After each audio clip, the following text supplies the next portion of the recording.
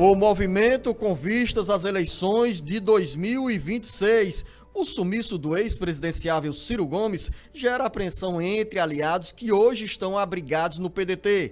O PDT passou a integrar a base de apoio ao governo Eumano de Freitas e também se tornou aliado ao governo de Evandro Leitão na Prefeitura de Fortaleza, além de ocupar espaços generosos na administração federal com o Ministério da Previdência Social. Sobre esse assunto, quem chega agora é o repórter Carlos Alberto. O sumiço do ex-presidenciável Ciro Gomes, após a derrota do PDT na disputa pela Prefeitura de Fortaleza, deixa mais incerteza sobre os rumos que os seus aliados tomarão na corrida das eleições de 2026. Parte dos aliados de Ciro já pulou do barco. O deputado federal André Figueiredo, que o seguia, por exemplo, desembarcou no colo do PT e, na busca para salvar o mandato, se tornou um fiel aliado dos governos Lula, Eumano e Evandro. André trabalha, ao mesmo tempo, para assegurar deputados federais e pedetistas que ameaçam deixar o partido. É o caso, por exemplo, de Mauro Filho, Robério Monteiro, Edilvan Alencar e Eduardo Bismarck, e do suplente no exercício do mandato, Leônidas Cristino. Todos estão em troca de alianças, ou seja, com casamento marcado para um enlace matrimonial com o PSB. Se os 4 deputados federais se filiarem ao PSB ou a outra sigla, André terá dificuldades para se reeleger. Daí, sintonizado com o ministro da Previdência Social, Carlos Lope, trabalha para pelo menos 2 companheiros permanecerem no PDT. A engenharia passa, naturalmente, por um esfriamento da relação com o ex-presidenciável Ciro Gomes, um cáustico crítico dos governos petistas. Mais pragmático, André e Lope querem o PDT atrelado ao PT e no palanque de reeleição de Lula e de Eumano de Freitas.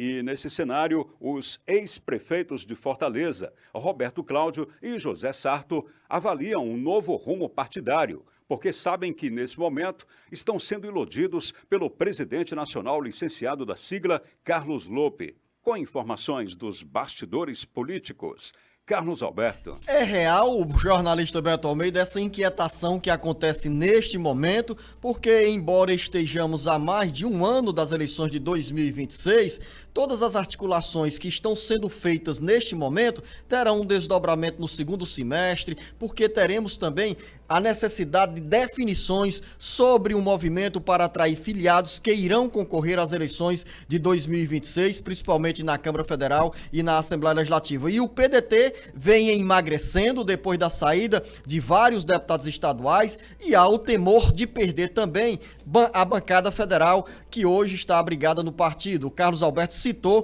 que pelo menos 3 deputados federais e um suplente estão de malas prontas para deixar o PDT, o que criaria dificuldades para a reeleição do deputado federal André Figueiredo. Ao mesmo tempo, essa preocupação sobre o desaparecimento. Por onde anda Ciro Gomes, Beto Almeida? Beto Almeida, a análise política com credibilidade e isenção. Bom dia, Luzenor. Bom dia aos nossos ouvintes. Essa inquietação, Luzenor, ela não pega o PDT apenas aqui no âmbito estadual. Tem uma inquietação também que atinge o partido em nível nacional. Porque é o seguinte, quem é hoje a principal liderança em nível nacional? O presidente, que está licenciado do PDT, o Carlos Lupe, que ocupa a única pasta do ministério hoje que o PDT tem direito, que é o da Previdência Social, ele já disse isso muito claro, Luzenor. O PDT hoje está na base.